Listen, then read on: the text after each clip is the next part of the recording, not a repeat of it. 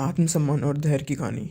सुबह का समय था जब रसोई में अदरक वाली चाय की खुशबू और पराठों की सुगंध फैली हुई थी। मानसी एक साधारण सी लेकिन अपने दिल में हमेशा आत्मसम्मान रखने वाली महिला तेजी से नाश्ता तैयार कर रही थी।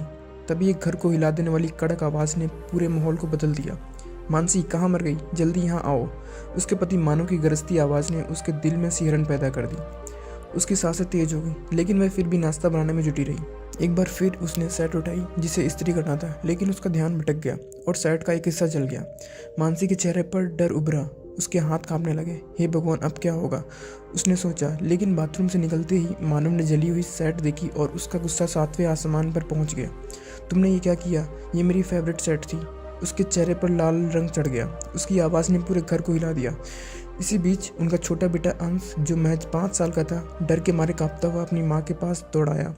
वह मानसी के गले से लिपट गया और चिल्लाया, पापा, मम्मी को मत मारो। मानसी की आंखों में आंसू आ गए, लेकिन वह अपने बेटे को बचाने के लिए खड़ी हो गई।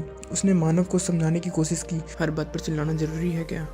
मानसी का जीवन, जो पहले से ही मानसिक और शारीरिक प्रताड़ना से भरा था, उस दिन और भी कठिन हो गया। उसने फैसला किया कि अब और नहीं। वह अपने चाचा चाची के घर गई, लेकिन वहाँ भी उसे समझदारी की बजाय पारंपरिक विचारों का सामना करना पड़ा। हर घर में छोटी मोटी बातें होती हैं, उसके चाचा कहा, जिसने मानसी के मन में और भी निराशा भर दी। लेकिन एक दिन जब मानव की हिंसा चरम पर पहुंची, मानसी ने हिम्मत जुटाई और अपने बेटे को लेकर घर छोड़ दिया। वह किराए पर एक छोटा घर लेकर नई शुरुआत करने का संकल्प लिया।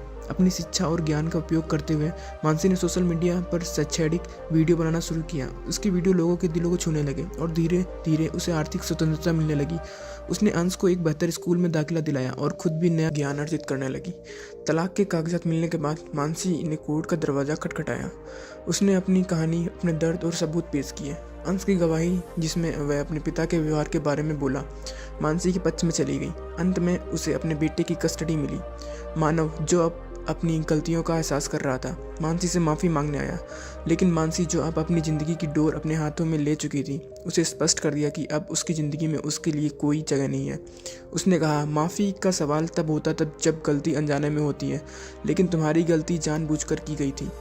मानसी की कहानी यही ख़त्म होती है, जहाँ वह अपने आत्मसम्मान और साहस के साथ एक नई ज़िंदगी शुरू करती है, जो न केवल उसके लिए बल्कि उन सभी के लिए प्रेरणा बन गई जो अपनी ज़िंदगी में संघर्ष कर रहे हैं। एक औरत जब अपने एहसास और आत्मसम्मान के साथ आगे बढ़ती है, तो वह न सिर्फ अपनी कहानी बदलती है, बल्कि दुनिया के लिए एक उदाहरण भी बन जाती है। मानसी ने साबित किया कि हर इंसान को अपनी कहानी खुद लिखने का अधिकार है। आपको ये कहानी कैसी लगी? कृपया लाइक, कमेंट करके हमें बताएं और चैनल को सब्सक्राइब करना ना भूलें। धन्यवाद।